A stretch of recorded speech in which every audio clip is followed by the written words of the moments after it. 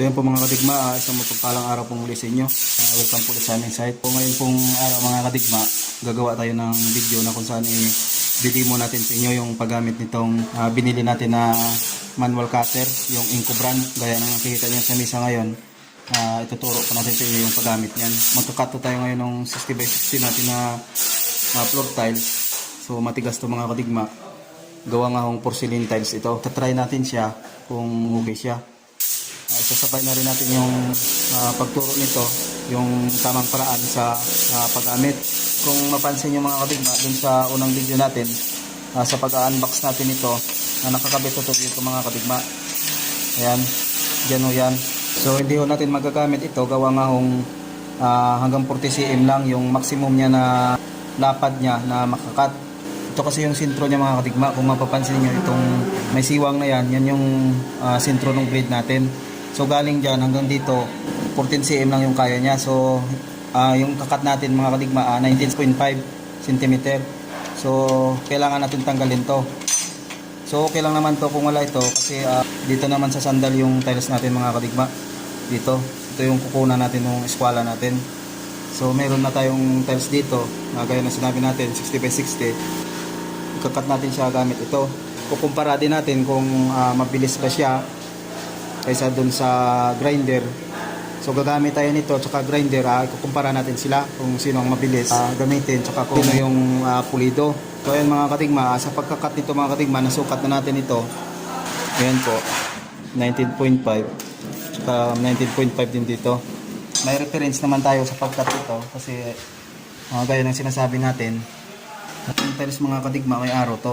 So yung araw po na ito mga kadigma, dito natin yun ay tatapat para yun yung guide natin, para hindi magka-baliktad yung design nya. Kasi may mga design ito mga kadigma, para hindi siya mag-baliktad. Kailangan yung guhit natin, yan, nakatapat din siya dito sa may gitna nya. At saka kailangan itong tiles natin nakasandal dito, yan. So kailangan nakadikit siya kasi para eskwalado yung pagkakat natin. Huwag nyo lagyan ng kalang itong ilalim, saka yung dito sa gilid nya, yung kabilaan, huwag nung lagyan ng akalang. Kaya ano lang kung nakalutang siya, kasi ipipress po natin ito mga kadigma para maputol siya. So kailangan yung tiles natin bababa siya. So huwag po tayong maglagay ng kalang sa gilid niya. Pag habol po natin ito, sapagkat isang diretsuhan ng huwag natin balik kasi nasisira yung talim natin.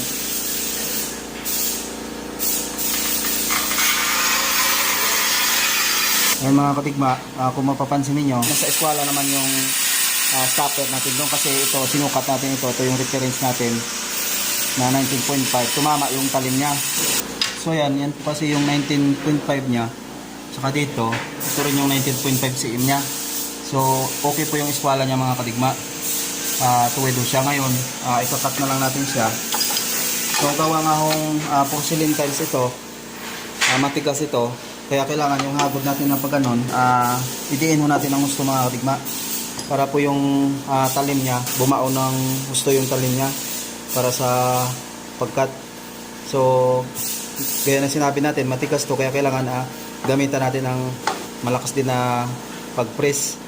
Kasi pag mga mariwas lang, okay lang sana kahit hindi natin lakasan. Ito kasi porcelain to, so kailangan natin lakasan.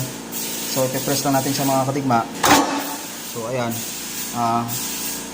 tuwid naman yung daan nya.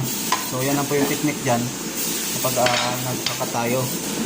So yan mga katigma, kailangan lang talaga yan dyan parati, nakatapat siya dito sa gitna ng siwang natin. So pagpasensyahan nyo na lang ho, gawa nga hong wala tayong tagahawak ng cellphone.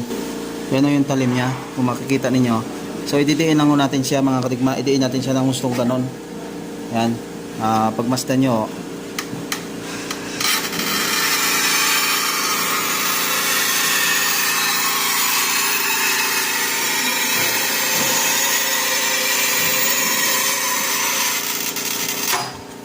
ganyan yung diin nya.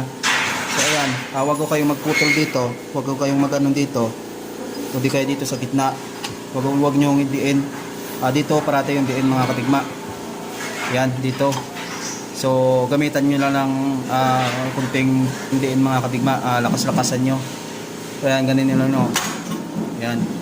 So kung mapapansin niyo, nakat na siya. Ayan. So, yung pagkakat niya mga kadigma, yung kaya lang ito, yung dalawa na to. Kailangan niya ito, saka yung ito, nakalapat siya mga kadigma sa tiles. Kasi kung hindi siya nakalapat, hindi mapuputol yung tiles natin. Bukan natin ito, itong isa na to kung kaya siya.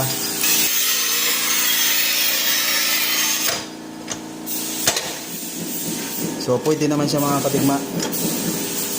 Sa ganito kaliit, pwede pa rin siya makaputol. Basta siguraduhin nyo lang mga kadigma na itong dalawa, kabilaan, kailangan nakalapat siya kabilaan kapag nagkapatayo. Okay naman yung daan niya.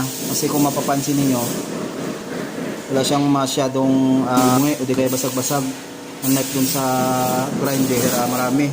So ayan mga kadigma, itong isa na to, daan ho to ng talim ng grinder natin. Medyo maganda lang siya kasi gawa nga kung 885 yung ginamit natin na talim dito, yung cutting disc natin na Super 10. So kung ibang talim ang ginamit yan mga kadigma, sigurado maraming basag-basag yan. So ito, meron naman siya kaso konti lang. Pero yung daan po nung tile cutter natin na manual, yung Inco tile cutter natin, ayan po, napakalinis po nung daan niya. So kunting liha lang yan. Kadaanan natin ng liha, okay na. So base sa ginawa natin, mas maganda ito kasi wala nang ingay, wala pang alikabok itong manual tile cutter natin, at saka mas mabilis siya kaysa ikumpara dun sa grinder natin mga kadigma. So magtatabas muna tayo nung tatabasin natin para dito sa siruho nung border nung marmol natin mga kadigma. Ayan, yan po yung tatabasin natin mga kadigma, yung border nito. So si Uncle na lang kakabit niyan.